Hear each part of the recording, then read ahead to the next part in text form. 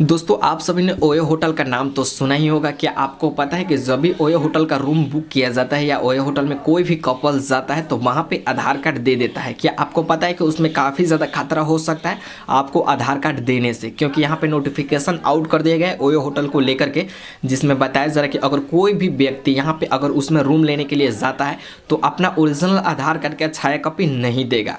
अगर वहाँ पे दे रहा है तो आने वाला समय में हो सकता है उसको काफ़ी ज़्यादा दिक्कत हो जाए, उसके साथ फ्रॉड होने लगे, क्योंकि नोटिफिकेशन आउट कर दिया गया है जिसमें बताया जा रहा है ओयो होटल के नियम के बारे में कि यहाँ पे क्या हो रहा है कि लोग जब भी रूम बुक करने के लिए जाते हैं तो उसमें क्या होता है कि आधार कार्ड का छाया कॉपी लोग दे देते हैं, ओरिजिनल आधार कार्ड का।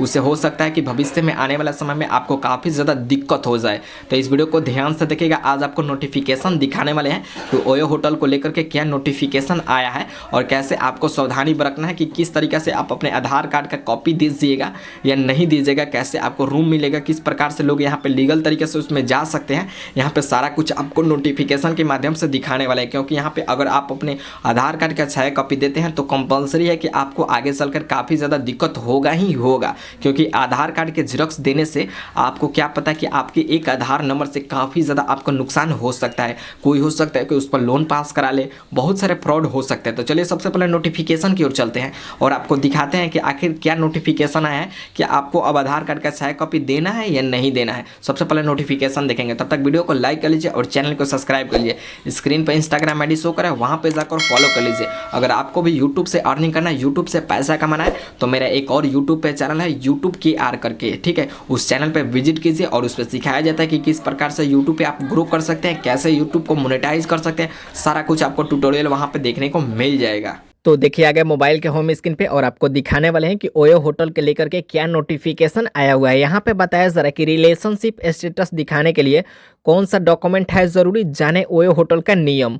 आखिर ओयो होटल में कौन सा डॉक्यूमेंट अलाउ है, यहाँ पे आज आपको बताने वाले हैं। यहाँ पे बताया जरा कि OYO check in document, OYO के नए नियम के अनुसार अनमैरिड कपल्स को ओयो में रूम एंट्री नहीं मिलेगा, ठीक है। यहाँ पे बताया जरा कि अनमैरिड को ओयो में रूम एंट्री नहीं मिलेगा। लेकिन क्या आपको पता है चेक इन करने के लिए आपको अपने रिलेशनशिप स्टेटस को प्रूफ करने के लिए यहाँ पे कौन सा डॉक्यूमेंट ज़रूरी है और कौन सा डॉक्यूमेंट आप दिखाएंगे कि आपको रूम मिल सकता है, यहाँ पे जानेंगे। सारा कुछ आपको देखने को मिलेगा। यहाँ पे बताया जा रहा है कि साल 2013 में शुरू हुए ओयो होटल देश भर में काफ़ी फेमस है। कुछ समय पहले ओयो पूरे देश में चर्चा का विषय बना हुआ था। दरअसल कंपनी ने अपनी चेक इन पॉलिसी में कुछ बदलाव किए हैं। इसके बाद अनमैरिड कपल को होटल में चेक इन नहीं कर सकेंगे, ठीक है।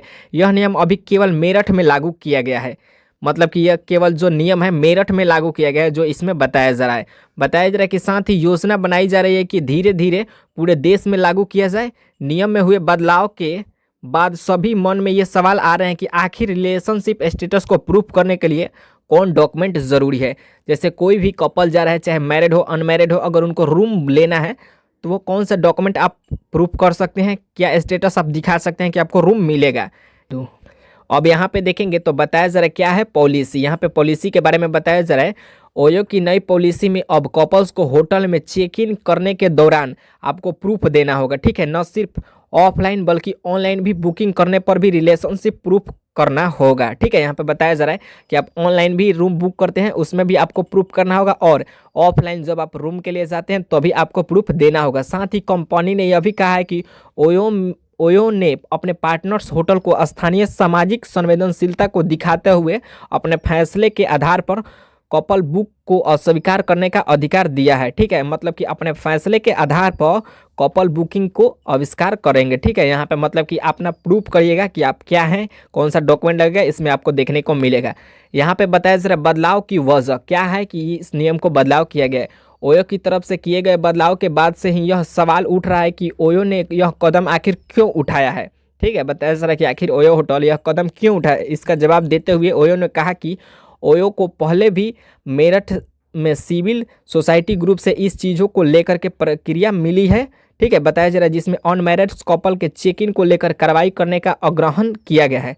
यहाँ पे बताया जा रहा है कि जो भी अनमैरिड आ रहे हैं उनको चेक इन के दौरान कार्रवाई करने का आज्ञा दिया गया है। ठीक है, बताया जा रहा है इसके अलावा कुछ और शहर के लोगों ने भी अनमैरिड कपल्स को ओयो होटल के चेक इन करने की अनुमति नहीं देने के लिए चेतावनी दायर की है। मतलब कि यहाँ पे कुछ ऐसे होटल हैं जो कि अन्य शहर में ओयो होटल है, जो कि जो भी कपल आ रहे हैं तो उनका डॉक्यूमेंट नहीं चेक किया जा रहा है और इसी प्रकार से यहाँ पे उनको रूम दे दिया जा रहा है।